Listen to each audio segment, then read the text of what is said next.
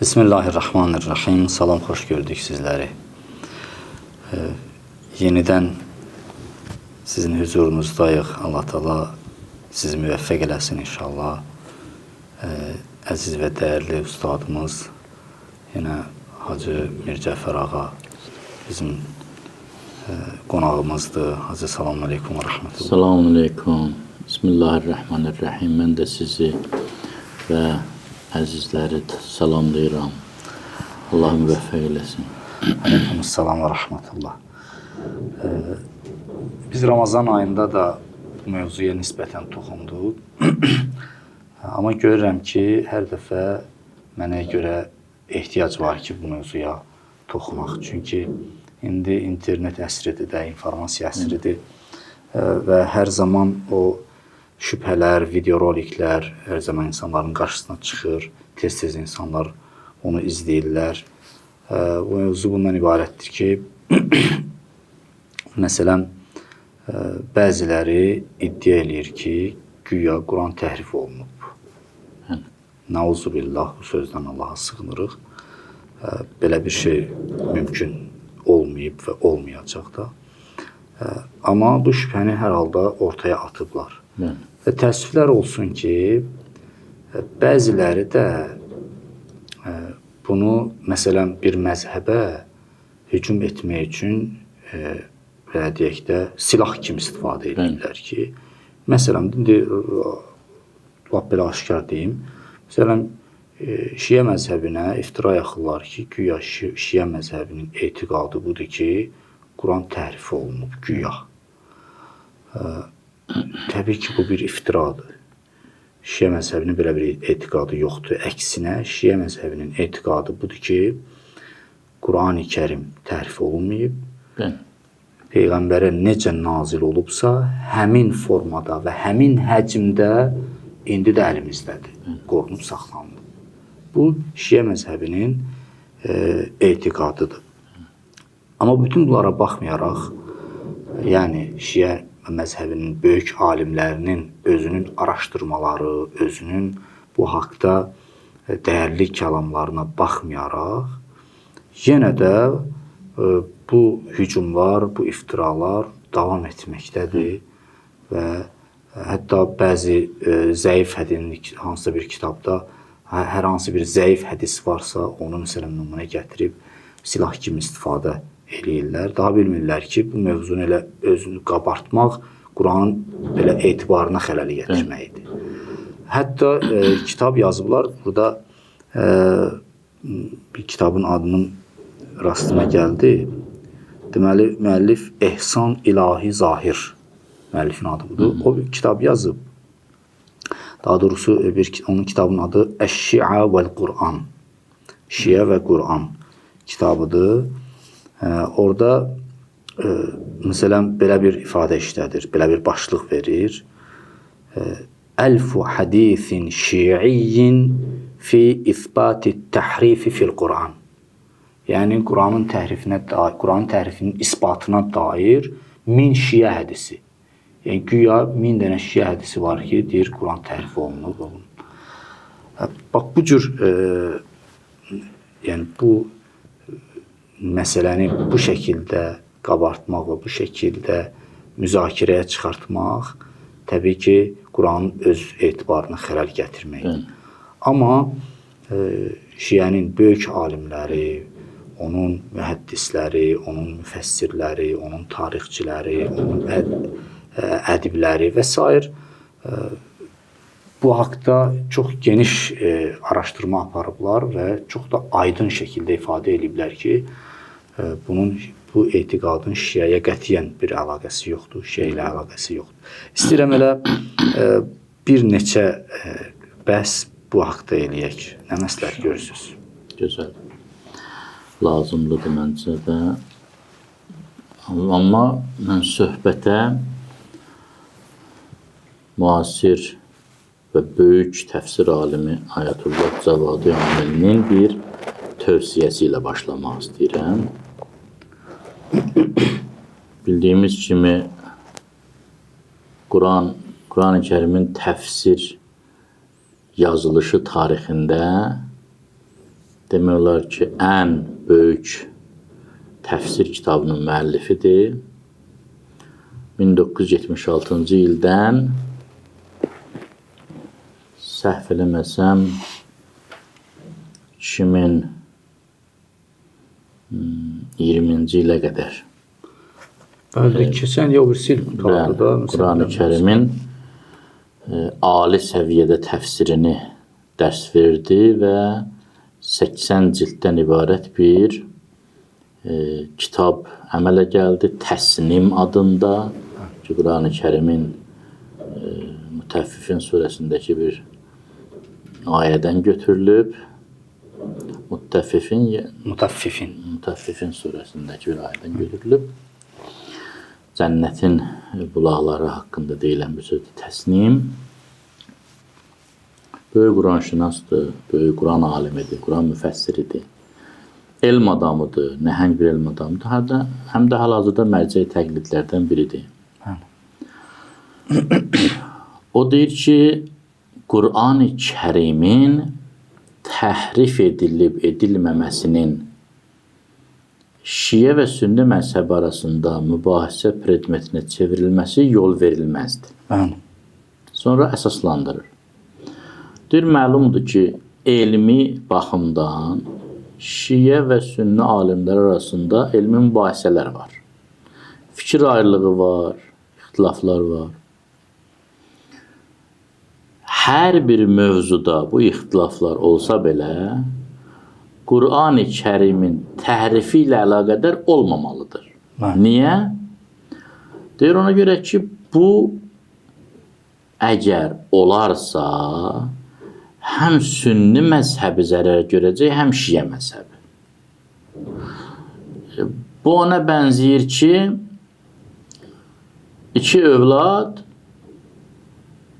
eyni atadan olan iki övlad bir-birini ittiham eləsin. Sənin atan belədir, o desin sənin atan belədir. Bəli, nə gözəl. Yəni, hansı sübut eləsə, ikisinə də zərbə dəyəcək. Müasir dünyamızda İslamı sevməyənlər bizim vəhdətimizi təşkil edəcək müştərək dəyərlərimizin xeylisini sual altına alıblar. Ortada qalan da Quran-ı Kərim, Peyğəmbər sallallahu aleyhi və aleyhi, müqəddəs Kəbə evi və s. və ilə bir neçə məsələ qalıbdır. Yəni, çox kəskin ixtilaflar yoxdur, amma heç barəsində ixtilaf olmayanlar bunlardır.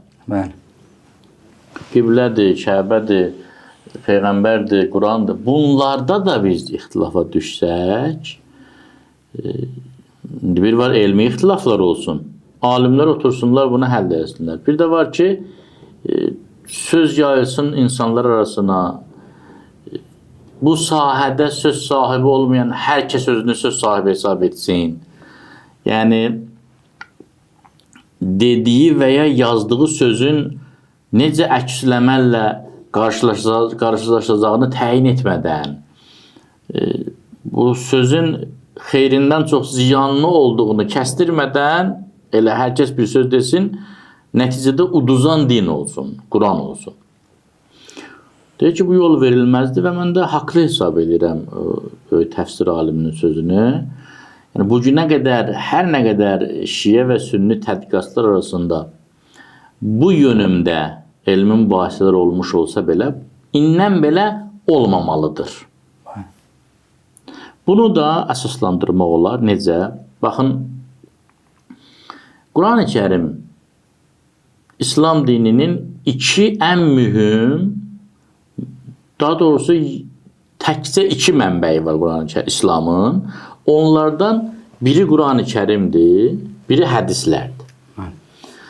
Hədislər də Quran-ı Kərimlə ziddiyyət təşkil etmədikləri halda mötəbərdilər. Bəli. Yəni, ona da dəyər verən Quran-ı Kərimdir. Ölçüsü, düzgünlük ölçüsü Quran-ı Kərim. Bəli, yəni əsas mənbəyimiz Quran-ı Kərimdir.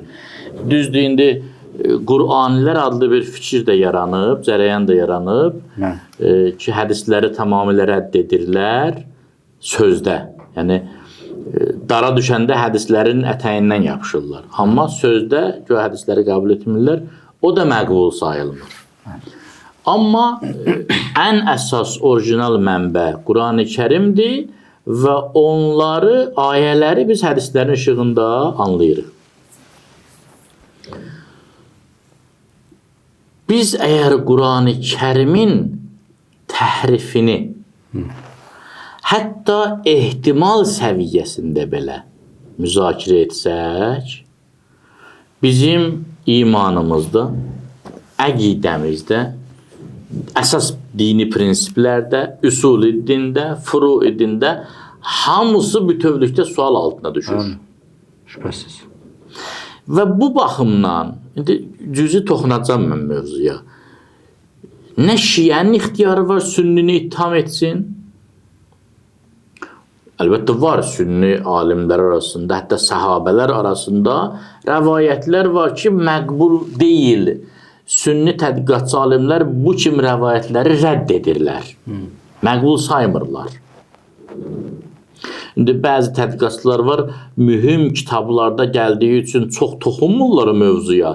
Yəni birbaşa həmin kitablarda təhriflə əlaqədar gələn rəvayətlərə toxunmurlar, amma öz kitablarında qeyd edirlər, sübuta etirirlər, dəlillər, argumentlər göstərirlər ki, Quran-Kərim təhrif edilməyib.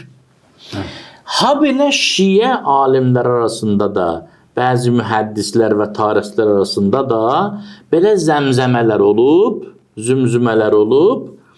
Tədqiqatçı alimlər bunu kökündən baltalayıblar ki, bu fikri hətta ehtimal səviyyəsində belə qəbul edən alimlər düşüncəsizlik ediblər.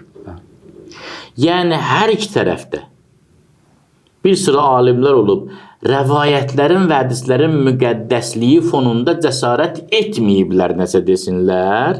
Ona görə bu zəif hədisləri ya məcul hədisləri qeyd eləyiblər, mövdu hədisləri qeyd eləyiblər kitablarında.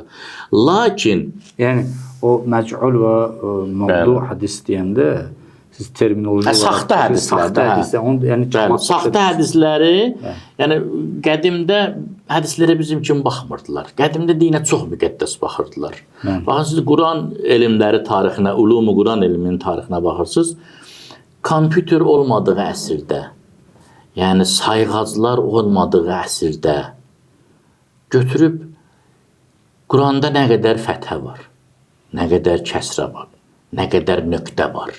Nə qədər hərf var, nə qədər hərf var, kəlmə var, cümlə. Yəni hamısını hesablayıblar. Ağla sığmaz zəhmətlər çəkiblər. Və indi kompüter hesablamaları ilə baxırıq, tam dəqiqliklə sayıblar hamısını. Yəni bunlar Quranla yaşayan insanlar olub. Eləcə də hədis sahəsində belə işləyən alimlər olub. Həm şia tarixində, həm sünni tarixində.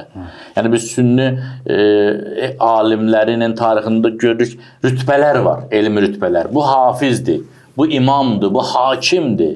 Neçə 100 min hədis əzbərləyənə hafiz deyiblər. Biz 600 min hədis bilənə tutalım imam deyiblər. İstisnasız bütün hədisləri bilənə hakim deyiblər. Yəni hədis bir müqəddəs elmi idi, Quran bir müqəddəs elmi idi. Çox adam cəsarət etmirdi nəsə söz desin. Ona görə bu kimi hədislər yəni qəbul etməsələr də toxunulmurdu, kitablarda qalırdı. Lakin sonradan yəni bəzi üzr istəyirəm, fikri tamamlayaq. Yəni bəzi görsən ki, bir alim ya bir mühəddis durub məsələn o zəif hədislərə söykənirdisə, bu o hədisin toxunulmazlığına inanırdı deyə iman qorxusuydu. Bəli, qorxudan deyirdi ki, bu hədis varsa birdən olar. Deməli, bu fikir də məqbul sayıla bilər. Halbuki bu heç cür məqbul. Və məqbul saymağı da bir mənalı eləmirdilər.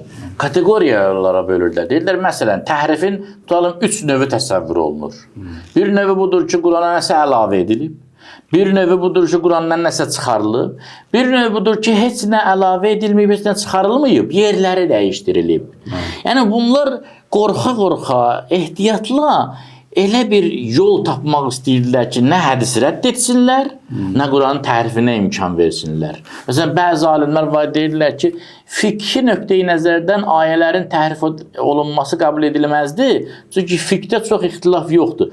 Ola bilər siyasi və etiqadi ayələrə nəsə toxunsunlar. Onda ola bilər səviyyəsində. Bu səbəb oldu ki, sonradan meydana gələn tədqiqatçı alimlər həmin bu ehtimalları məqbul sayan alimlərə kəskin hücumlar etsinlər. Həm sünni aləmində, həm şiə aləmində. Biz bunlara rastlaşırıq və elm sahəsində bilirik ki, kəskin söz demək ədəbsizlik sayılmır, işqal bildirmək, irad tutmaq, sözünü rəddiyyə, yazma rədd etmək ədəbsizlik sayılmır. Ona görə də bunlar təhqirə yol vermədən çox kəskin şəkildə müxalifətlərini bildirirdilər və haqlı idilər də. Yəni, burada bir haşiyə çıxaq. Hamı bilir ki, bütün elmlər zaman keçdikcə, vaxt keçdikcə, beyindən beyinə, zehindən zehinə süzüldükcə, istedadlar sintezinə məruz qaldıqca inkişaf edir, saflaşır, şəffaflaşır, təmizlənir. Bu məsələdə zaman keçdikcə alimlərin istedadı işığında tədqiq olundu və mütləq nəticə alındı həm şiə aləmində, həm sünni aləmində ki, Quran-ı Kərim təhrif edilməyib, bu barədə gələn hədislər absurd hədislərdir və əsasımız da var ki, Rəsulullah sallallahu aleyhi və aleyhdən mərhum Əllamə Məclisi bir hədis nəql edir və sonra hədisin açıqlamasını verir. Buyurur ki, Rəsulullah sallallahu aleyhi və aleyhdən bir hədis var, bir rəvayət var ki, bu rəvayət elə bir şəkildə nəql edilib ki, kimsə bu rəvayəti qəbul etsə də eyni nəticəni alır, kimsə bu rəvayəti rədd etsə də eyni nəticəni alır. Rəvayət də budur ki, Rəsulullah sallallahu aleyhi və aleyh buyurdu ki, məndən sonra mənim adıma hədis qonduracaqlar, rəvayət qonduracaqlar, saxta rəvayətlər yaranacaq. İndi əgər kimsə qəbul etsə ki, Peyğəmbər bu sözü deyib, yəni Peyğəmbər deyib ki, mənim adıma hədis qonduracaqlar, Peyğəmbərdir, gələcəyi bilir, qeybi bilir, haqlıdır, deməli qonduracaqlar. Deməli, qondarma hədislər var. Əgər kimsə rədd etsə, desə, yox, Peyğəmbər salavatullah belə söz deməyib. Bunu Peyğəmbərin adına qondarıblar, deməli artıq birini qondarıblar. Yenə də eyni nəticə oldu. Qondarma hədislər ki, onlara hədis şünaslığında İsrailiyyat deyilir, mavduat deyilir. Bunlar İslam tarixində olub və bizim hədis toplayan mühəddis alimlərimiz də mənəvi irsə xəyanət olmasın deyə bu hədislərin hamısını saxlayıblar. Məsələn, bizdə Bihar-ül Ənvar kitab var, Əhl-i-Sünnə aləmində Sihah-i Sittə var, ya Hakim Nişabürinin kitabları var, ya başqa Malik-i Müvəttəyi var və s. təbəqatı var. Bunlar hamısı hədis məcmuələridir. Bunda yığıb saxlayıblar ki, gələcək nəsil düzü əyridən ayıra bilsin, saf-çürük eləyə bilsin. Bu hədis cərəyanı ki, gəlir, çatır bu günə qədər, artıq alimlərimiz araşdırırlar, görürlər ki, əvvəla, o hədislərdə ki, təhrif mövzusu var, o hədislər digər hədislərlə uyğun gəlmir. İkinci, o hədislər Quran-ı Kərimlə uyğun gəlmir.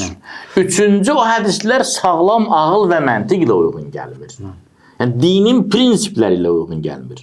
Məsələn, Rəsullahdan hədis var ki, mənim dilimdən sizə bir rəvayət hədis deyilsə, bir söz deyilsə, əgər görsəniz ki, Quran-ı Kərimlə ziddiyyət təşkil etmir, sənədini araşdırın, sənəd də doğrudursa qəbul edin.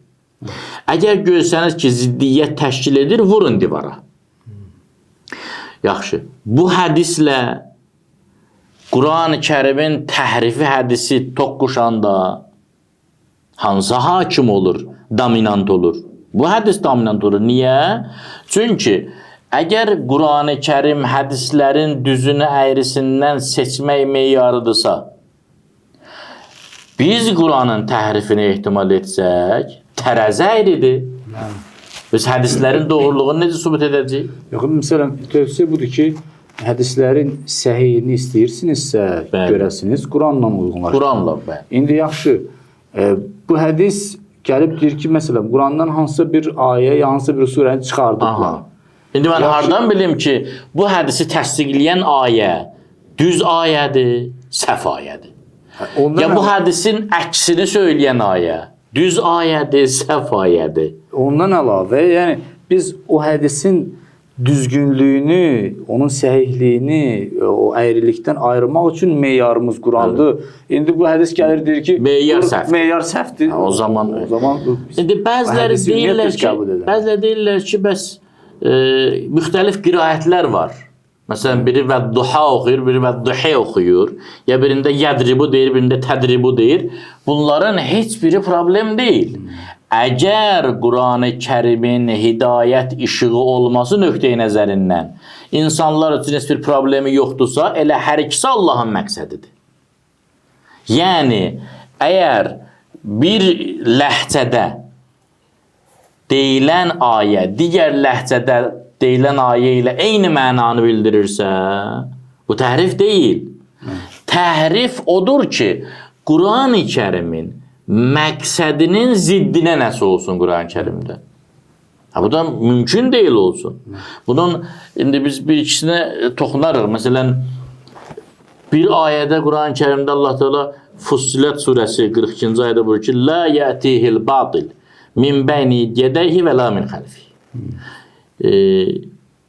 Batil Qur'ana öndən də arxadan da daxil ola bilməz. Yəni heç bir tərəfdən, heç bir istiqamətdən batil Qur'ana daxil ola bilməz. Yaxşı, batildən məqsəd nədir burada? Batil yəni həqiqətin ziddi. Təhrif nədir? Həqiqətin ziddi. Quran-ı Kərim açıq-aşkar deyir ki, təhrif daxil ola bilməz. İndi bir də irad edə bilər ki, bəlkə elə o ayənin özü təhrif olur. O zaman İslam tamamilə dağılır. Nəinki İslam? Sami müəllim bizim... Yox, bu hacı, o söz də, yəni söz olmadı ki. Məsələn, elə o qarşı tərəfin məqsədi odur ki, səni tanıtdırsın ki, ümumiyyətlə İslam. Bəli, oraya gəlir. Onu demək istəyirəm. Baxın, bir məsələ var. O da bundan ibarətdir ki, İctimai nəqizin bəhsi var dini termində. Yəni, bir-biri ilə ziddiyyət təşkil edən iki məfhumun vəhdət təşkil etməsi qeyri-mümkündür. Bir-birinə zidd olan, təzadlı olan iki məfhumun vəhdət təşkil etməsi, birləşməsi qeyri-mümkündür. Məsələn, deyək ki, bu otaqda Quran var, amma bu otaqda Quran yoxdur. Bu mümkün deyil birləşsin. Ya bu otaqda Quran var, ya bu otaqda Quran yoxdur. Ola bilməz biz qəbul edək ki, bu otaqda Quran həm var, həm yoxdur.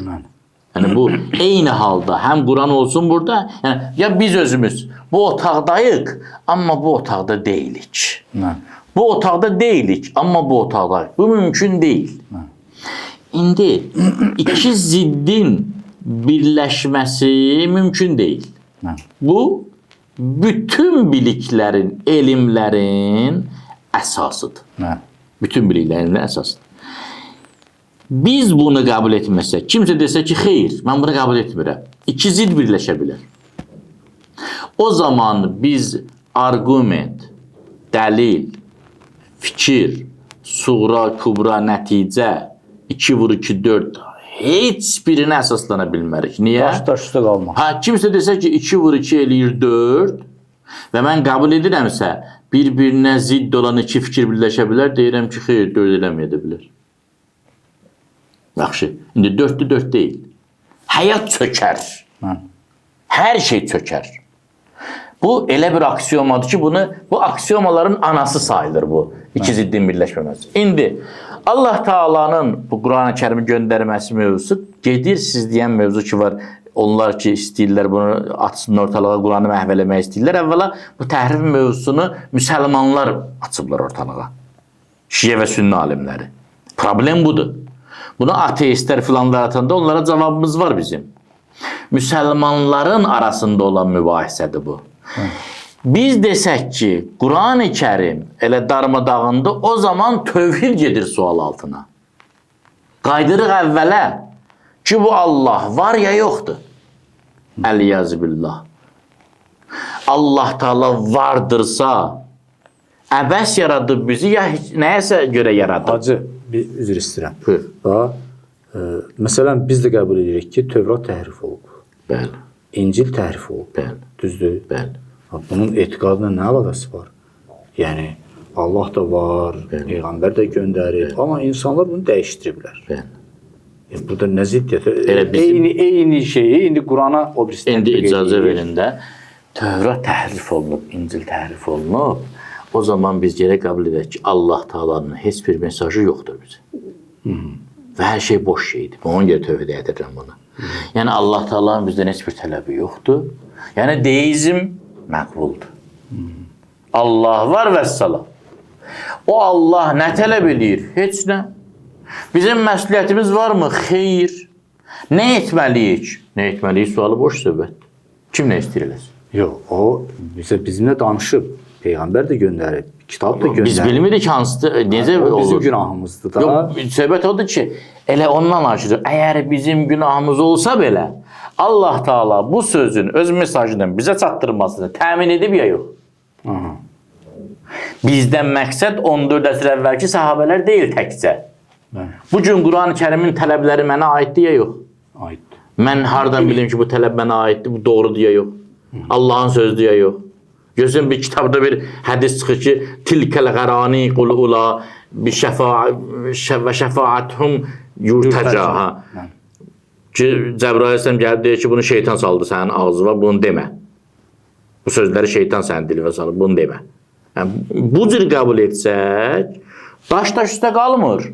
Yəni, zərrə qədər ehtimal olsa ki, hansısa ayə Allahın məqsədinə uyğun deyil, o zaman avtomatik əqli baxımdan, məntiqi baxımdan şübhə çıxır ortalığa. 600 səhifəyi Quranın 6000 neçə yüz ayəsinin hansının tərif olunmadığını mərdən bilməliyəm. Desə, hədisdən bilməliyəm, hədisin özünün legitimliyi Qurana bağlıdır. Bəli. Deməli, maraqlı cəhd nədir?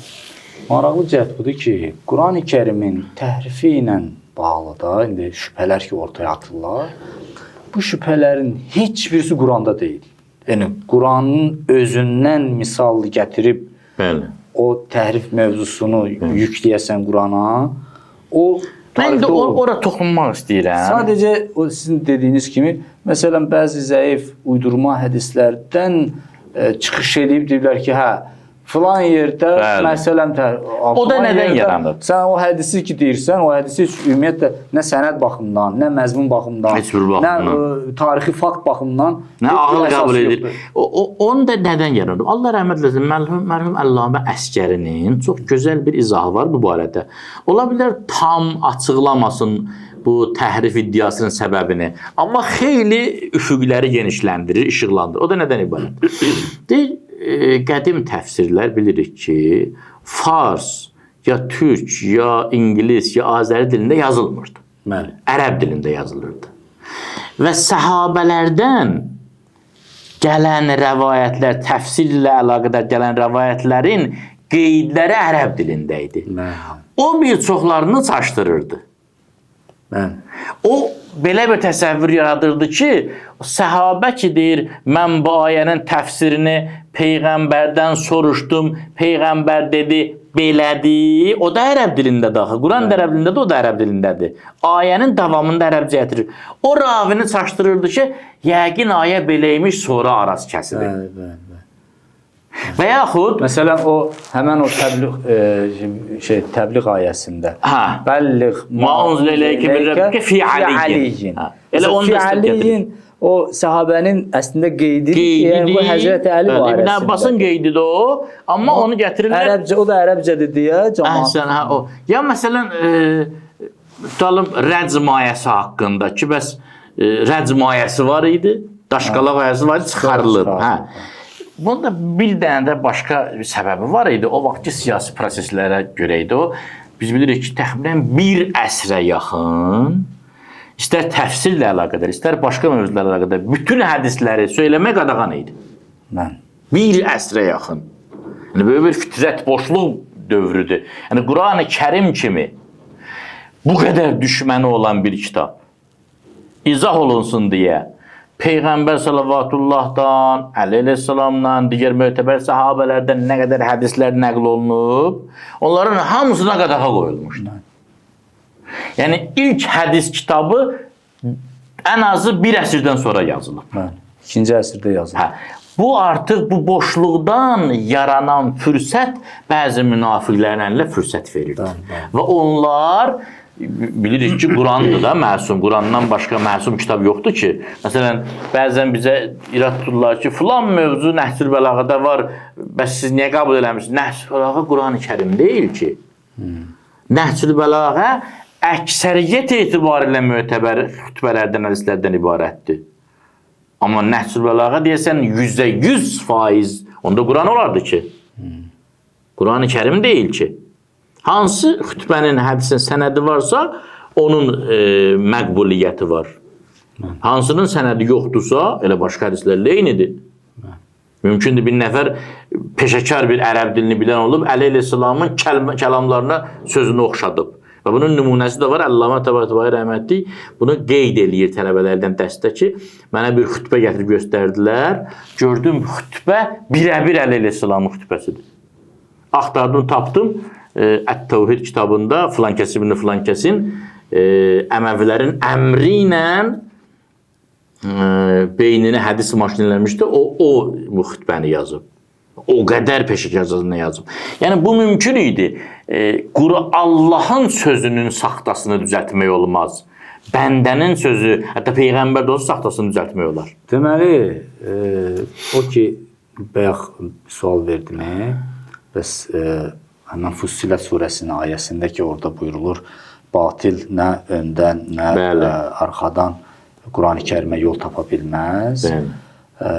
Və irad da budur ki, bəlkə elə o ayənin özü də təhrif olunub. Onda həmən sizin buyurduğunuz bu təhəddi mövzusunu qoyulur. İndi orada istədim bir yavaş-yavaş gələk ora. Bəli. Ondan qabaq bir söz. Bu söz ki, dedim, Allahın kəlamı təhrif olunmaz və təhəddinin kökü bura qayıdır. Baxın, Quran-ı Kərimdə bir ayə var. Buyurur ki, şeytan dedi ki, فَبِعِزَّتِكَ لَأُغْوِيَنَّهُمْ أَجْمَعِينَ İlahi and olsun sənin izzətinə, cəlalına ki, mən bəndələrin hamısını yoldan çıxaracam. İlla ibadəkə minhumul muxləsin. İstisna sənin müxləs bəndələrindir. İblisin rəhmi gəlmir müxləs bəndələrə. İblis amnistiya qail olmur müxləs bəndələr üçün. Niyə müxləs bəndələri yoldan çıxarmayacağını etiraf edir? Çünki müxləs bəndələrin nə istədiyini bilmir. İblisin işi insanların istəklərinə uyğun onlara yalan alternativlər sunmaqdır, təklif etməkdir. Məsələn, evlilikdir, kəbindir. İblis deyir ki, bunun alternativi var, zina var. Ticarətli alverdi, Allah halal eləyib. İblis deyir, bunun alternativi var, riba var, sələm var. Və yaxud gözəl söhbətlər var, dini söhbətlər var, İblis deyir ki, qeybət var. Gözəl içkilər var, Allah halal eləyib, İblis onun alternativini düzəldir, haram şərabları filanları yaradır. Təklif eləyir. Müxləs bəndələr vilayət məqamına çatdıqları üçün, sırat-ı müstəqimə daxil olduqları üçün İblis də orada heç vaxt olmadığı üçün onların nə istədiyini bilmir ki, saxtasını düzəltsin. Bacarmadığı üçün bunu deyir. Yoxsa bərzəx aləmində filan olacaq, gedib düzəldir. Adam əleyhissalamı bərzəx aləmindən çıxartdı da elə. Ahirətə daxil olana İblis bata bilmir. Quran-ı Kərimdə təcəlla edilmiş kitabdır. Təcafi edilmiş kitab deyil. Quran-ı Kərim yağış kimi göydən enməyib ki, buludda su var, amma elə ki, yağış olaraq endi, buludda su yoxdur. Quran belə enməyib ki, lövh-ü məhfuzda Quran var, endirildiyi yerə lövh-ü məhfuzda yoxdur. Quran təcəlla edilib. Bir ipi yuxarıdan necə salladarsan, bir tərəfi olar yuxarıda, bir tərəf aşağıda, Quran-ı Kərim elədir. Yəni, daim bu kanal məsum kanaldır. Daim birləşib millədun aliyyin həkimə, o ali hikmət mənbəyinə birləşib, lədun elminə birləşib. Ona görə onu təhrif etmək heç bir vasitə ilə mümkün deyil ki, absurddur, bu yəni ağla sığmazdır. Yəni, bu deməkdir ki, əstəğfirullah, Allahı təhrif edirsin. Yox, acı bu irad yerində deyil. Yəni o birisi kitablar da Allahın kitabı idi da. O birisi kitabların təhrif edilməməsinə söz verməmişdi Allah Taala. Bu bir. İkincisi, o Yox, biri söz verməsə də elm həmən elmdir axı. yox, indi bir dənə məsələ var da, nəsx olana qədər siz deyəndir. Amma Allah Taala növbəti kitabı ki göndərdi, artıq əvvəl kitabın hökmü getdi, o artıq mühafizədən çıxdı. Qurani-Kərim, baxın, Qurani-Kərim sonuncu peyğəmbərin kitabıdır. Sonuncu peyğəmbərin kitabıdır. Yəni bundan sonra peyğəmbər gəlməyəcək və bundan sonra kitab gəlməyəcək. Çox gözəl. Əgər bundan sonra peyğəmbər və kitab gəlməyəcəksə, bəs bəşəriyyətin hidayət təminatını Allah necə təmin edəcək? Deməli, siz demək istəyirsiniz ki, Qurani-Kərim möcüzə olduğu üçün yaşamaq. Əlbəttə, Qurani-Kərim əbədi möcüzədir. Sözün elə mənası budur da.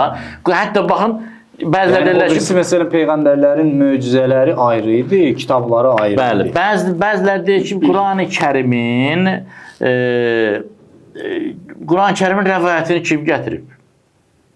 Kim nəql eləyib? Deyir, hə, 4 nəfər yazıb, Əli əleyhissalam, Übey ibn Kəb, Zeyd ibn Sabit, Əbdullah ibn Məsud. Bunun cavabı deyil. Mənim. Qurani-Kərimi laf dünyanın ən münafiq adamı da nəql eləsə, Quran mötəbərdir. Niyə? Çünki təhəddisi var. Mübariz tələb edir. Quran-Kərim deyir ki, "İn kuntum fi raybin mimma nazzalna ala abdina fa'tu bi suratin min mitli." Əgər şəkkiniz varsa bu Quranda, bir dənə surə gətirin, Misli olsun. "Vəd'u şuhadakum min dunillah." Və Allahdan başqa kimi istəyirsiniz çağırın, yardım eləsin sizə. İndi ağıl var, məntiq var. İslam yaranan gündən bəri Qurana qarşı, İslama qarşı həm münafiqlər tərəfindən, həm xarici düşmənlər tərəfindən nə qədər mübarizələr aparılıb, qanlar tökülüb, səlib yürüşləri və s. və ilə axır.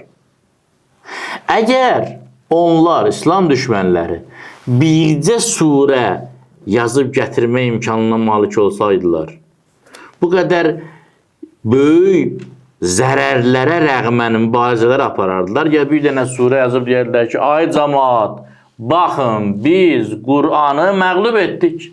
Ağıl nə deyir, hansı nə edərdilər? Elə indiki zamanda 21-ci əsrdir. Sünni intellekt var. Buyursunlar bir dənə surə yazsınlar. Niyə yazmırlar? Buyursunlar bir dənə Kavsər surəsi kimi surə yazıb gətirsinlər. Bütün dünyaya Qurani-Kərimin bu iddiasını deməkdə qorxmaq lazım deyil. Qurani-Kərimin iddiası bizim iddiamız deyil ki, günün bu günündə, müasir dövrdə, dünyanın belə informasiya mübadiləsinin belə ağlasığmaz sürətli olan bir dövründə, yayımlanan bir dövründə buyursunlar, Qur'anın ən kiçik surəsi boyda bir surəni Quran parametrlərinə uyğun yazsınlar, desinlər, ay cəmaat, biz müsəlmanların Qur'anının yalanını tutduq. Niyə daha bu qədər mübarizə aparırlar? Niyə bu qədər pullar xərclənir, qanlar tökülür? Amma o demək deyil ki, cəhdlər olmayıb.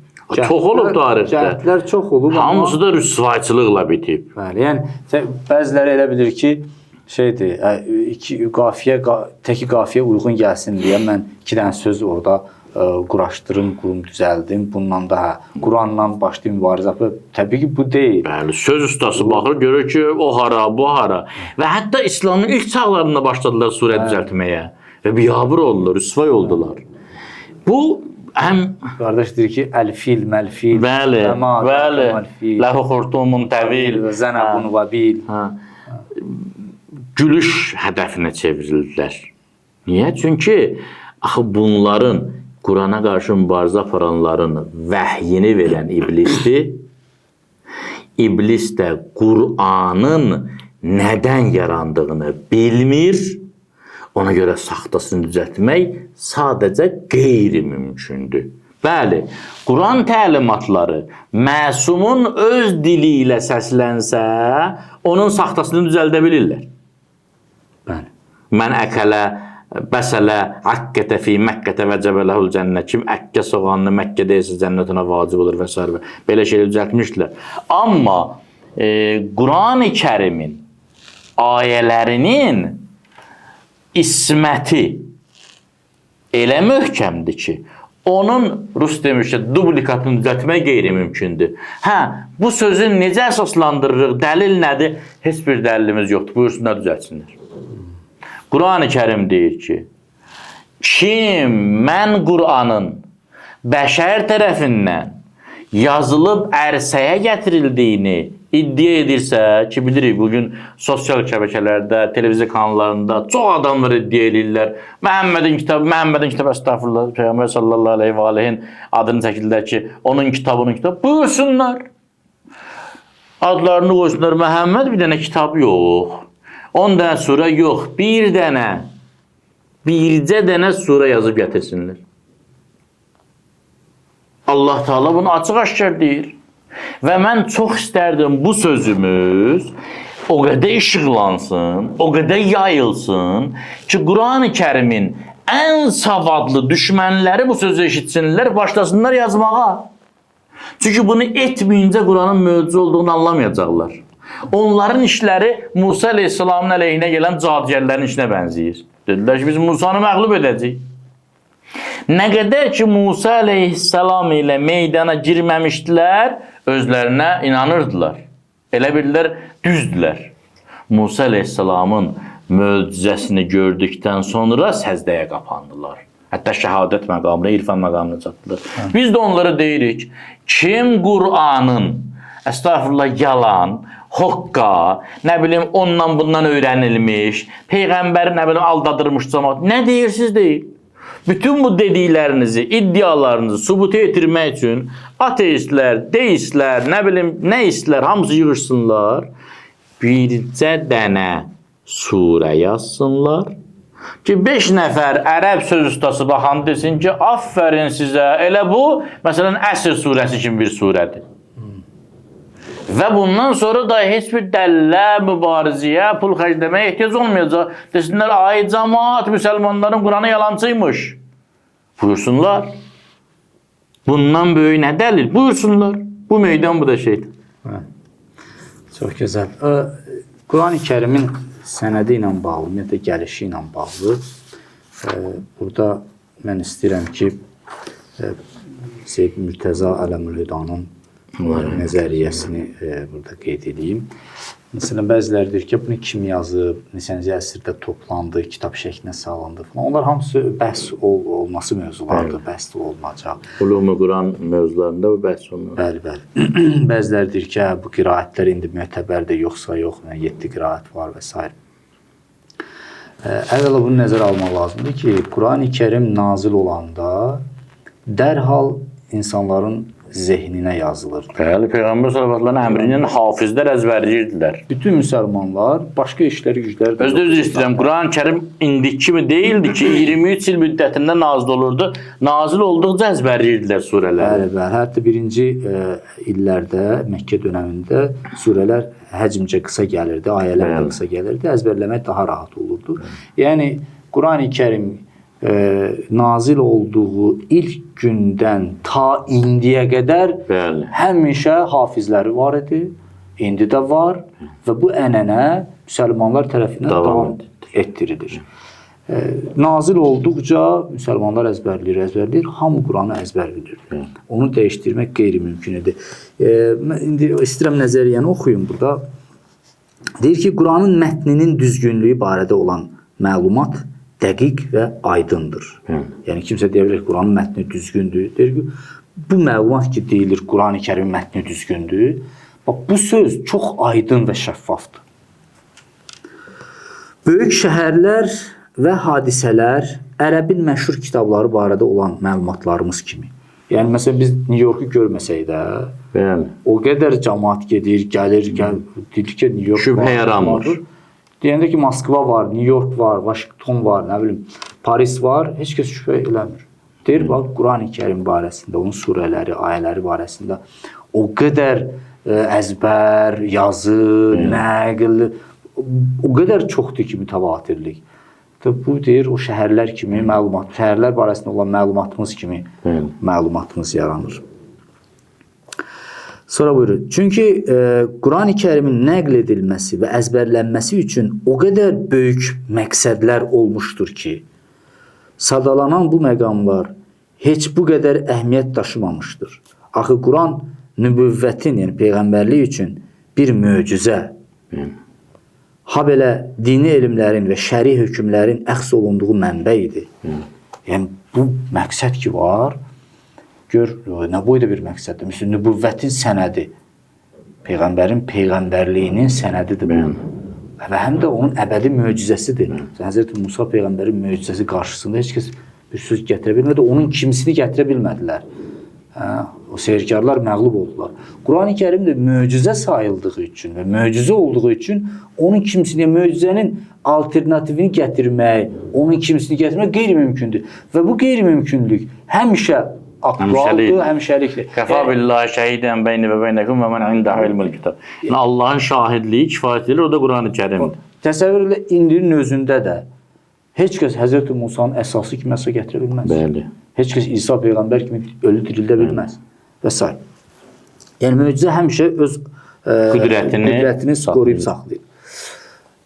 Sonra deyir ki, məqsəd çox böyükdür. Yəni Qurani Kərim həm möcüzə, həm nübüvvətin sənədi qorunmalı idi.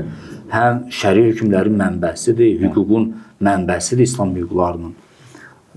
Sonra deyir, İslam alimləri onu qorumaqda böyük səy göstərmiş, hətta Quranın erabı, Quranın erabı, qiraəti, hərfləri və ayələri barədə olan fikir ayrılıqlarını da öyrənmişlər. Yəni bütün, hətta nə qədər fikir ayrılığı var hamısı öyrəniblər. Və bəzi feillər var ki, orada fəthə də düz gəlir, kəsrə də. O ixtilafı da qeyd edilirlər. O ixtilafı, bəli, hamısını öyrəniblər. Belə olduğu təqdirdə heç mümkündürmü ki, onda dəyişiklik və ya azaltma baş vermiş olsun? Mümkündür. Qeyri-mümkündür. Bu bizim... Baxın, Sami müəllim, o sözə qüvvət bir söz deyim, əlavə edeyim, siz davam eləyəsiniz. Baxın, İslam yarananda səhabələr arasında, indi o münafiqlər falanlar var idi öz yerində. Əsas o səhabələr ki, Quranla onların ambisiyası idi, marağı idi, İslam onların marağı idi, hidayət onların marağı idi, doğru yolda yaşamaq istəyirdilər. Onların həyatı ilə Quran birləşmişdi. Onlar müharibə məsələsində Qurana üst tuturdular, onlar məişətdə Qurana üst tuturdular, ailə münasibətlərində Qurana üst tuturdular, ticarətdə Qurana üst tuturdular. Quran onların həyatında idi, aktual idi. Quranın adlarından biri zikirdi. İnna nahnu nazzalna zikr və inna lahu lahafizun. Hicr surəsinin 9-cu ayəsində Allah Teala buyurur: həqiqətən Quranı biz özümüz nazil etmişik və həqiqətən onu biz qoruyanıq. Niyə zikir? Zikir müzakirə ilə eyni kökdəndir. Quran daim müzakirə olunurdu. Siz dediniz bayaq Tövrat, İncil niyə təhrif olundu? Çünki müzakirəyə vermədilər. Tövrat da, İncil də xaxamların, keşişlərin elə bil ki, özəl imtiyazlarına çevrildi. Yalnız onları oxuya bilərdilər. Yalnız onlar Tövratdan, İncildən çap da olunmurdu. Bəli, onların ixtiyarındaydı və illərlə bilinmirdi heç. Hətta Quranda Allah Teala peyğəmbərə buyurur ki, onlara de ki, doğru deyirsinizsə, gətirin əlinizdəki Tövratı oxuyaq. Bəli. Gətirmirdilər. Amma Qurani Kərim verilib ümumxalq müzakirəsinə. Hamı əzbərləyir, hamı Quran oxuyur, hamı danışır. Buradan biz görürük, məsələn, İmam Sadiq əleyhissalam buyurur ki, gündə ən azı 50 ayə oxuyun. Bunun həm də belə deyək, etiqadi əsası var ki, yəni Quran sizin həyatınıza daxil olsun. Quranla qarışın, məntiqiniz Quran məntiqi olsun, düşüncəniz Quran düşüncəsi olsun, Quran sizə doğma olsun. Biz Qurandan o qədər uzaqlaşırıq, Quran bizə yad gəlir. Bəzən bir ayəsində eşidirik, hələ biz Quran oxuyanlar da, ruhanilər. 30 ildən sonra oxuyursan, bu Quranda belə ayə var imiş, sən demə. Niyə? Çünki çox doğma deyilik Quranla. Quran bizim həyatımıza daxil olmayıb. Hədisdə ki var, kim körpəlikdən Quran oxusa, Quranın ətinə, canına, qanına hopar. Və həmin məsələlərdir ki, Quran daim müzakirə olunan kitab olub. Məsələn, elə bax, bir misal çəkmək istəyirəm. Biz eyni zonadanıq. Bizim zonada yas məclisləri 7 gün olardı. Səhərdən axşama kimi də 12 saat. Və gündə 3-4 dəfə Yasin surəsi tilavət olunardı məclisdə. Yadınızdadır.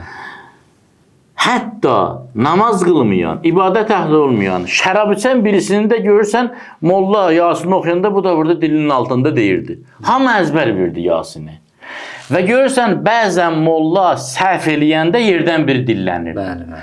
Bu mollanın artıq səhv eləmək lüksü yox idi. Yəni bu Yasinin bu məclisdə bu Yasinin tərif olunma ehtimalı yoxdur. Niyə? Çünki hamı əzbər bilir. Qurani-Kərim də elə idi. Dildən dilə özdə bu şəkildə təkcə əzbərləmək yox. Onlar bir-birlərlə daim müzakirə edirdilər, daim danışırdılar, aktual idi. Ona görə də Quran-Kərimin tərif olunması sıfıra enirdi. Bəli. Çox gözəl. Həm də Quran-Kərim 23 ilə nazil oldu. Nazil ola-ola icraya minirdi də. Yəni həyata daxil edilirdi sizə deyəm. Məsələn, bir şərab ayəsi nazil olanda, şərabın haramlığı. İnsanların evində nə qədər şərab var idisə, Mədinədə hamı gəldilər, tonqal qaladılar. Hamı deyir, atdı tonqala evindəki şərablarını, qab-qarışıq hamısı atırdı. Ayə həyata keçdi. Təvili də həyata keçdi. Bu şəkildə yəni icraya minirdi və insanlar öz həyatında buna əməl edirdilər. İnşallah gələn söhbətlərimizdə yenə də, çünki burada çoxlu mövzular qaldı. Bölmə çoxlu mövzular qaldı inşallah. Və vaxtımız təsbihlər olsun ki, qutardı.